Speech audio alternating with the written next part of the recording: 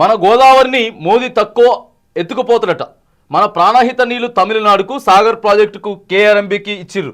రేవంత్ కుయ్యనడు కయ్యనడు. Kazipet railway coach factory గుజరాత్కి ఎట్లా పోయింది? మోదీకి 200 సీట్లు మించవు. బీఆర్ఎస్ బీజేపీ మధ్య ఫైట్.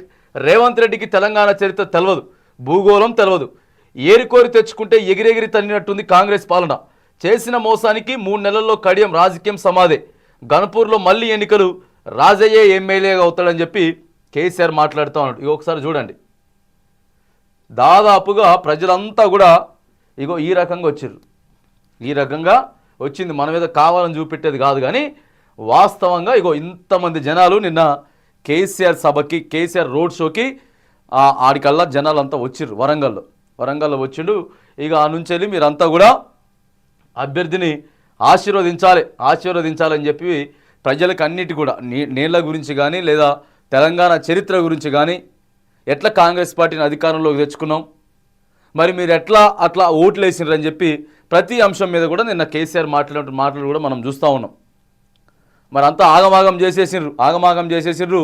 మేము 6 గ్యారెంటీలు ఇస్తామని చెప్పి ఒక్క ముచ్చట చెప్పకపోగా ఇక మన నీళ్లు మొత్తం తమిళనాడుకి తీసుకుపోతా ఉంటే మోడీ కనీసం మరి ఉన్నటువంటి రేవంత్ రెడ్డి గారు ఎందుకు ముచ్చట్లు చేయట్లేదు? రేవంత్ రెడ్డి గారికి ముఖ్యమంత్రి పదవి ఏదైతే ఉందో ఆ పదవి చాలా ఇంపార్టెంట్ కాబట్టి మోదీకి ఏం చెప్పినా కూడా, మోదీ ఏం చేసినా కూడా కనీసం ఒక పలుకు కూడా బలకోకుండా ఇష్టం వచ్చినట్టుగా మాట్లాడుతూ మన కాజీపేటకు రావాల్సినటువంటి మరి రైల్వే కోచ్ ఏదైతే ఉందో మరి అదేందుకు గుజరాత్కి తీసుకొని పోయిర్రు. అది ఎట్లా గుజరాత్కు పోయింది? ఇగో మన ప్రాణహిత నీళ్లు తమిళనాడుకి పోతా ఉన్నాయి. సాగర్ ప్రాజెక్టు కేఎంబీకి, కృష్ణా ప్రాజెక్టు కేఆర్ఎంబీకి అప్పగిచ్చారు. ఓ పక్కనేమో ఈ నీళ్ళేమో తమిళనాడుకి పోతున్నాయి. మన నీళ్లు మళ్ళీ ఆగం చేసి వాళ్ళు తీసుకుపోయేటట్టు పరిస్థితి తెస్తాడు. కనీసం ఇక కుయ్యనడు కయ్యనడు మన ముఖ్యమంత్రి గారు అని చెప్పి చెప్తా ఉన్నాడు. ఏదేమైనా కానీ మోదీ గారికి దేశవ్యాప్తంగా 200 సీట్ల కంటే ఎక్కువ రావు. దేశ ప్రజలంతా కూడా వ్యతిరేకంగా ఉన్నారు. ఇక వీళ్ళే సొంత డబ్బా చెప్పుకొని సొంత డబ్బా కొట్టుకుంటూ తిరుగుతూ ఉన్నారని చెప్పి కూడా మరి ఇక్కడ కేసీఆర్ చెప్పుకుంటూ మాట్లాడుతూ ఉన్నాడు. ఇక ఆడికెళ్ళి మనం కడియం శ్రీహరిని గెలిపించడం. కడియం శ్రీహరికి పార్టీ ఏం తక్కువ చేయలేదు. ఆయన్ని ఉప ముఖ్యమంత్రి చేసింది. ఆయన దాదాపుగా 5-6 సార్లు ఎమ్మెల్యే చేసింది స్టేషన్ గన్పూర్ నుంచి వెళ్ళి. ఇగో ఈ టైంలో కూడా, ఇంత క్రూషియల్ టైంలో, పార్టీ ఇబ్బందులు ఉన్నటువంటి టైంలో వేరే పార్టీకి పోయి అధికారం కోసం ఈయన పార్టీ మారిండు. ఖచ్చితంగా బుద్ధి చెప్తాం.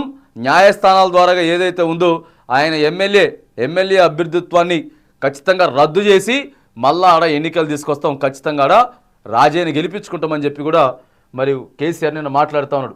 తెలంగాణ ఉద్యమం ఇంకా మిగిలే ఉన్నది. ఉద్యమం ఇంకా అయిపోలే. తెలంగాణ పునర్నిర్మాణం ఇంకా మిగిలే ఉన్నది. రాష్ట్రాన్ని ఇంకా డెవలప్ చేసుకోవాలి. అభివృద్ధి అంటే ఎట్లా ఉంటుందో వరంగల్లో 24 అంతస్తుల్లో ఆకాశమంత ఎత్తున కనబడుతున్న మల్టీ స్పెషాలిటీ దవాఖానే నిదర్శనం.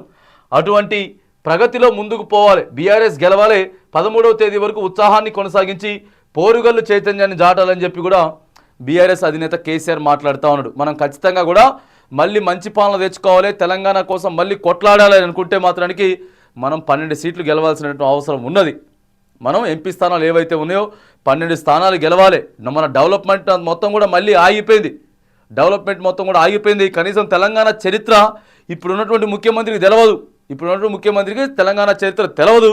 ఆయన ఇష్టం వచ్చినట్టు మాట్లాడతాడు, కానీ నోటికి ఏది పడుతుంది, ఏడ ఉన్నాం, ఏ సందర్భం మాట్లాడాలి, సబ్జెక్టు తెలియదు, కనీసం మాట్లాడాల్సిన అంశాలు తెలియదు. కానీ ఏదో ఇక ఇష్టం వచ్చినట్టు కుర్రు కూతలు కూసుకుంటూ పోతూ ఉంటాడు. కానీ తెలంగాణ చరిత్ర కానీ, లేకపోతే తెలంగాణలో ఏది ఉన్నది, అసలు తెలంగాణ మ్యాప్ ఎట్లున్నది, నీళ్ళు ఏడికెళ్ళి వస్తూ ఉన్నాయి, కరెంట్ ఏడికెళ్ళి వస్తూ ఉంది, ఏం తెలియదు. కానీ ముఖ్యమంత్రి ఆడ కూర్చొని ఇష్టం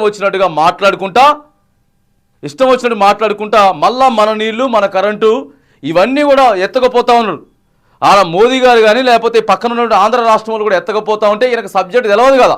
వాటి గురించి మాట్లాడుకుంటా ఇక పొద్దుగూకుల బూతులు మాట్లాడాలి, తిట్టి రాద్ధాంతం చేయాలి, ప్రజల దగ్గర నుంచి చప్పట్లు కేరింతలు కొట్టించుకోవాలా, అంతే తప్పితే సబ్జెక్టు తెలియదు. కాబట్టి ఖచ్చితంగా వీళ్ళు ఇగో ఏదైతే ఇప్పుడు వీళ్ళు అధికారంలో వీళ్ళంతా కూడా తెలంగాణని బాగా చెప్తా ఆగమాగం పట్టిస్తారు. వీళ్ళకి తెలివి లేదు, అప్రమత్తంగా ఉండే పరిస్థితి లేదని చెప్పి కూడా మరి కేసీఆర్ నేను వివరిస్తూ ఉన్నాడు. మరి మీరంతా ఏడి సపోర్ట్ ఇస్తారా నాకు అని చెప్పేసి అడుగుతాడు. ఇస్తాం సార్ అని చెప్పి పెద్ద ఎత్తున మాట్లాడుతూ ఉంటే మీరేమో నన్ను కుప్పగూసిండ్రు గత ఎన్నికల్లో, మరి ఇప్పుడేమో మాట్లాడుతూ ఉన్నారు. కాబట్టి ఖచ్చితంగా ఇప్పుడు రాబోయేటటువంటి ఎంపీ ఎన్నికలు ఏదైతే ఉన్నాయో ఎంపీ ఎన్నికల్లో మీరు ఖచ్చితంగా బీఆర్ఎస్ పార్టీకి ఓటు వేసి ఆదరించాలని చెప్పి కూడా నిన్న వరంగల్ వేదికగా మాట్లాడుతూ ఉన్నాడు.